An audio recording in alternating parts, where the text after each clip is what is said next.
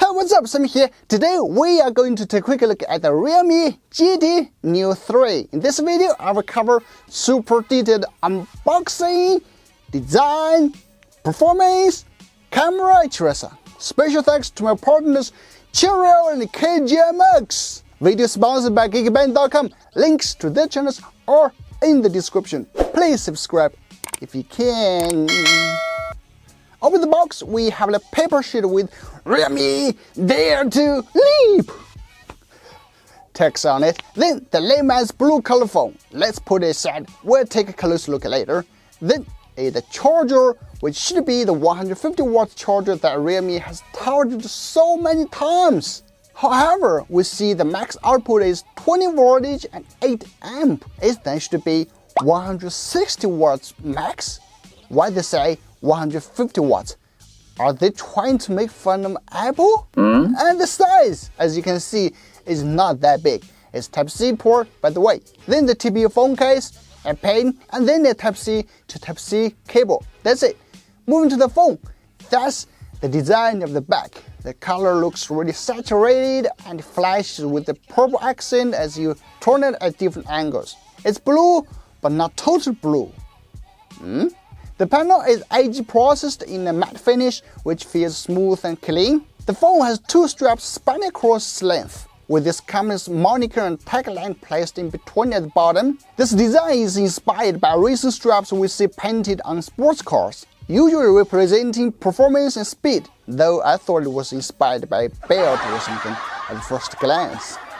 Then the camera module. All three lenses are placed on a protruding glossy bump. Surprisingly, it doesn't gather fingerprints easily. The 8 megapixel ultra-wide snapper and 2 megapixel micro lens are made flat, but the 50 megapixel main camera stands out a little bit. That's the back design. It's truly unique, isn't it? I guess anyone who uses this phone in daily life will surely attract some attention. Do you like this kind of sports car design? Let me know in the comment section. The smartphone has a USB-C port at the bottom, flanked by a speaker, microphone, and SIM card slot. We have the power key on the right side and the volume rocker on the left. On top are the D-Noise mic and the speaker. For those who are interested to know the fingerprint recognition, it's the under-display version, so it feels higher-end than the Redmi K50 regarding this aspect. Here we share you with an interesting fact. If you register 2 fingerprints at the same time, then you will be able to unlock with either of the 2 fingers you registered. Surprise! Regarding specs, there is a 6.7-inch AMOLED with Full HD Plus resolution and a 120Hz refresh rate up front. The handset sports MediaTek's new 5nm Dimensity 8100, which is the same as the Redmi K50, but it offers an independent display chip, and the official info claims that it can smooth out frame rates in demanding games and lower power consumption greatly. Is that true? We tried different games under 25 degrees Celsius room temperature with 300 nits of brightness and 120Hz refresh rate. For PUBG, we switched to HDR high definition and extreme frame rate settings and played straight for 30 minutes. Here is the average FPS, it's 59.7. Then the Genshin Impact. We played the game for another 30 minutes under 60 FPS high graphics, and the average FPS is 58.3.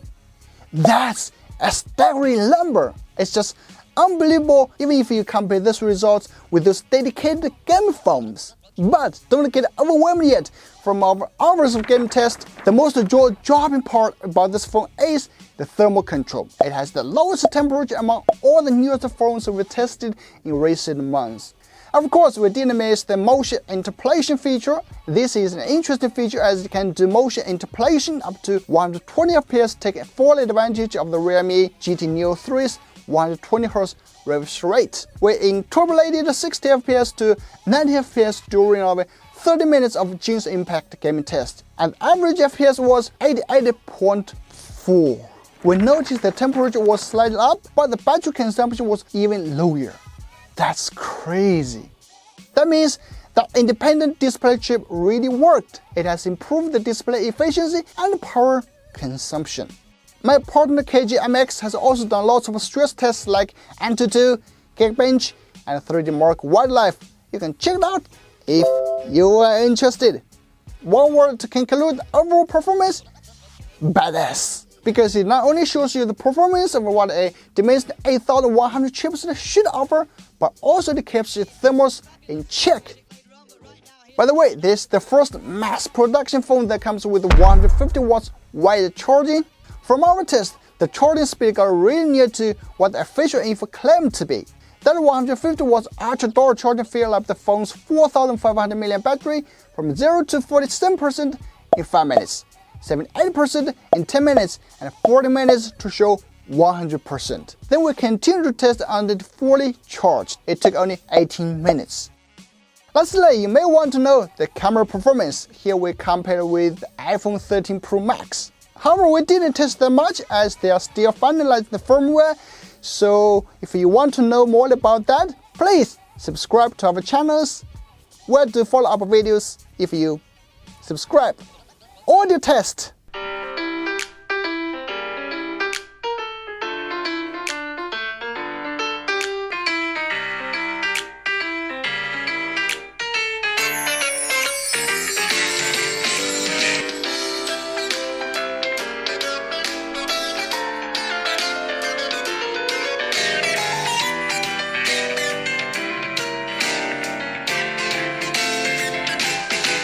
Alright, that's the video. So what do you think of this Realme GT Neo 3? Please let me know in the comment section. Do you think this phone really killed the Redmi K50? Especially considering the price and the unbeatable performance? Please don't forget to subscribe. Thanks for watching. I'm Sammy. I will see you in the next one. Okay.